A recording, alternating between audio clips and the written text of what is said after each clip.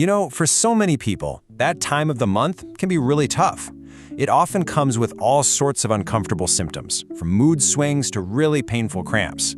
And it can feel like something you just have to power through, month after month. But what if I told you that one of the most powerful tools for making it all easier is something you already have in your kitchen? Today, we're going to dive into how the food we eat, and just as importantly, when we eat it, can totally change our monthly experience for the better. It's a pretty direct question, isn't it? But it's one that's really worth asking yourself. If you've ever had a month where your PMS symptoms or period pain felt just off the charts, you've probably wondered why. And yeah, you might blame stress or not getting enough sleep. And you'd be right, those are definitely factors. But there's another huge contributor that we often overlook: our day-to-day diet. The truth is, what we put in our bodies has a massive, direct impact on our hormonal health. Think about it. Things like sugary snacks, processed foods, even just eating too late at night, they can send our hormones on a total roller coaster. And that just amplifies everything from feeling irritable to bloating and pain. It can feel like you're stuck in a tough cycle. But here's the really good news. This isn't about blaming yourself. It's about understanding. Because once you see that connection, you can start making simple, really powerful changes that puts you back in the driver's seat. So here's our game plan for this explainer. First, we're going to pull back the curtain on those hidden food culprits that can really mess with your hormonal balance. Then we'll get to the good stuff, building a better plate and using food as a tool to help you feel great. After that, we'll explore the amazing power of fasting to rebalance your body. And finally, we'll tie it all together with a super practical action plan you can start using today. All right, let's jump right in and look at some of those common pitfalls. And I want to be clear here, we're not talking about bad foods. It's not about making you feel guilty. It's more about understanding how certain foods, especially when we eat them a lot, can create a pretty challenging environment inside our bodies, especially during the more sensitive times in our cycle. You know, for so many years, we were all taught to think about food in terms of calories in, calories out. But when it comes to hormonal health, that's really just a tiny piece of the puzzle. The real secret is to understand how different foods create different chemical reactions in our bodies. It's not just what you're eating, but how that food is influencing your hormones, your inflammation levels, and your body's overall sense of balance. And one of the biggest actors in this whole story is what I like to call the blood sugar roller coaster. You know the feeling, right? You eat a donut or drink a sugary coffee, and for a little while, you feel that amazing burst of energy. Your blood sugar speaks, but what goes up must come down, and pretty soon it crashes hard. This constant cycle of up and down puts a huge amount of stress on your system, and it directly messes with that delicate hormonal dance that governs your cycle. It's a big reason why mood swings and fatigue can feel so intense. This chart shows you that crash in action. It's so clear. You get that initial high, that peak energy about 30 minutes later. But then, look what happens just an hour after that. Your energy levels can totally tank, leaving you feeling even more tired and grumpy than you were before. Now imagine this happening over and over, day after day. Your body is in this constant state of emergency, just trying to get back to normal, and that creates this low-grade stress that really disrupts your hormones. But hey, it's not just about sugar.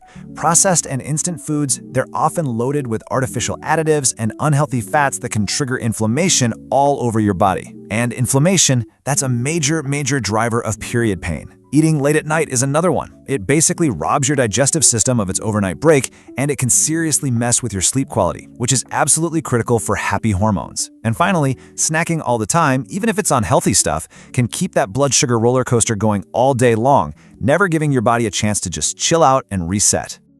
Okay, so we've looked at the things that can make things worse. Now for the fun part, let's talk about the solution. Because we can absolutely use food to calm down that inflammation, to support our hormones, and to build a body that feels strong and resilient. This is all about shifting our mindset from what to avoid to all the amazing things we can add in.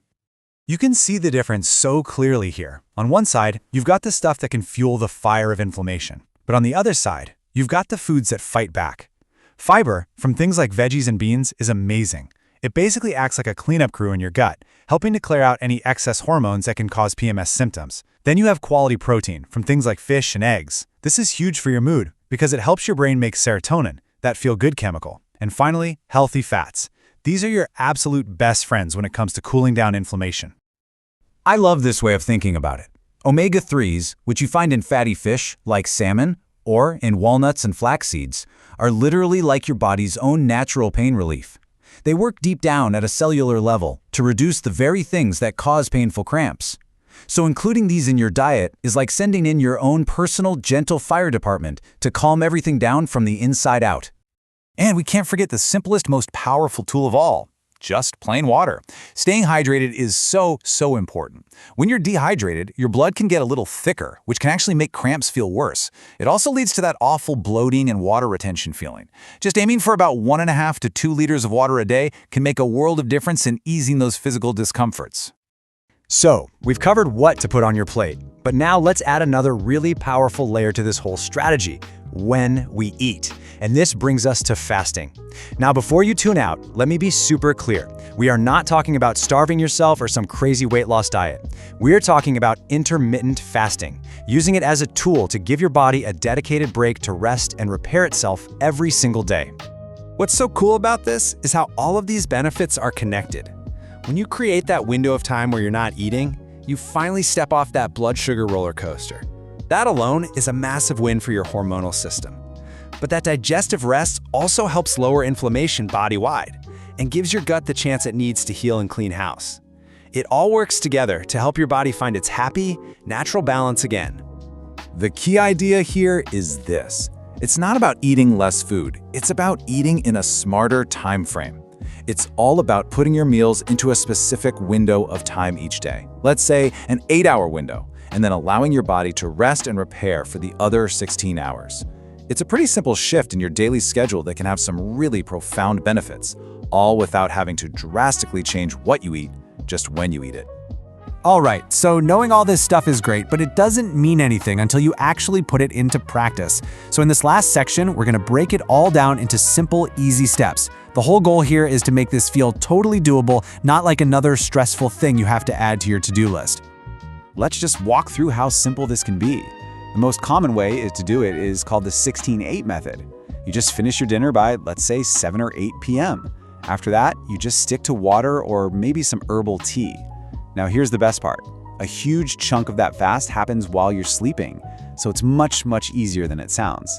Then, the next day, you just have your first meal a little later, maybe around 11 a.m. or noon, and you break your fast with a nice, balanced meal with plenty of protein and healthy fats. This timeline just shows you how manageable it is. You have a nice dinner in the evening, you get a good night's sleep while your body does its repair work, and you wake up and have some water. Then, around mid-morning or lunchtime, you have your first meal, your breakfast. See how it can fit so naturally into a pretty normal day? It doesn't have to feel like a huge disruptive change at all. Now, to really make this work for you long-term, remember these tips. First, start slow. You don't have to jump straight into a 16-hour fast. Just start with 12 hours. Say from 8 p.m. to 8 a.m. See how that feels. And most importantly, you have to listen to your body. The whole point of this is to feel better and reduce stress, not add more. Keeping a simple food journal can also be a game changer. It helps you connect the dots between what you're eating and how you're feeling. And finally, never forget that managing stress, whether that's taking a walk or a bath or just a few deep breaths, is just as important for happy hormones as anything you eat.